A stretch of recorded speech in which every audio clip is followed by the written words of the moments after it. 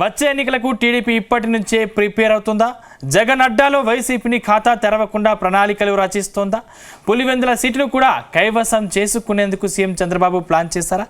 జగన్ జైల్లో ఊచలు లెక్కపెట్టడం ఖాయమని మహానాడు సాక్షిగా చంద్రబాబు ఇండికేషన్స్ ఇచ్చారా?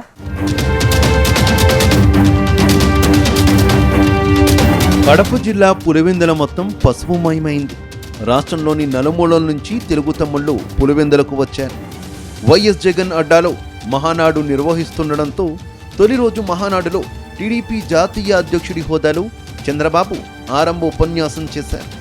అనంతరం మంత్రి నారా లోకేష్ కీలక ప్రసంగం చేశారు. ఇందులో భాగంగా ఆయన పార్టీ తరపున 6 శాసనాలను విడుదల చేశారు. వీటిపై చర్చించి మహానాడు చివరి రోజు ఆమోదించబోతున్నారు. ఇందులో మొదటిది తెలుగు జాతి విశ్వఖ్యాతి, రెండవది యువగలం, మూడవది స్త్రీ శక్తి, నాలుగవది పేదల సేవల్లో సోషల్ ఇంజనీరింగ్, ఐదవది అన్నదాతకు అండగా, ఆరవది కార్యకర్త అధినేత అనే అంశాలపై చర్చిస్తారు. అనంతరం వీటిని ఆమోదిస్తూ చివర్లో ఓ తీర్మానం చేస్తారు.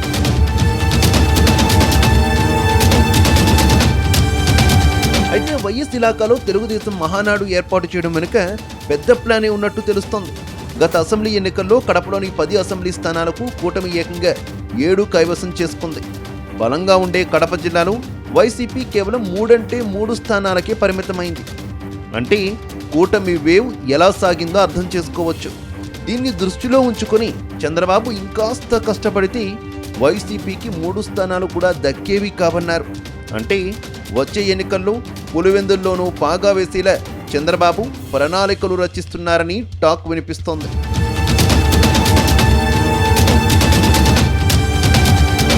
గత అసెంబ్లీ ఎన్నికల్లో వై నాట్ 175 పేరుతో వైసీపీ బరిలో నిలిచింది. కానీ కేవలం 11 సీట్లకే ప్యాన్ పార్టీ పరిమితమైంది.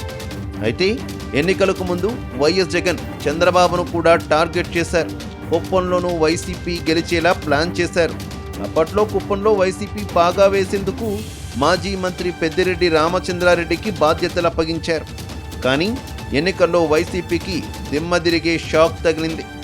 ఆ తర్వాత చాలామంది లీడర్లను జగన్ను వదిలేసి కూటమి పార్టీలో చేరిపోయారు.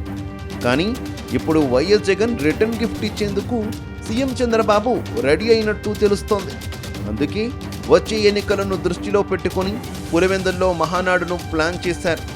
అంతేకాకుండా పులివెందుల జగన్ను దెబ్బ కొట్టేందుకు వై నాట్ పులివెందుల అంశాన్ని తెర మీదకు తెచ్చారు అంటున్నారు.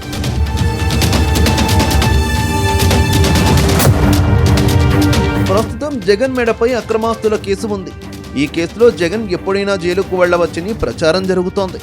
మరోవైపు లిక్కర్ స్కామ్ కేసు కూడా రెడీగా ఉంది. ఈ కేసు ఆయన మెడకు చుట్టుకునే అవకాశం ఉంది. జగన్ జైలుకు వెళితే గతంలో లాగా చెల్లి తల్లి పార్టీని మోసే అవకాశం లేదు. భార్య అన్నీ తానై నడిపించినా ఆమెకు ప్రజలు పల్స్ను పసిగట్టేంత సీన్ లేదనేది ఓపెన్ సీక్రెట్. మిగిలిన నేతల్లో ఎవరికైనా పార్టీని నడిపించే సామర్థ్యం ఉందా అంటే ఎవరికీ లేదు.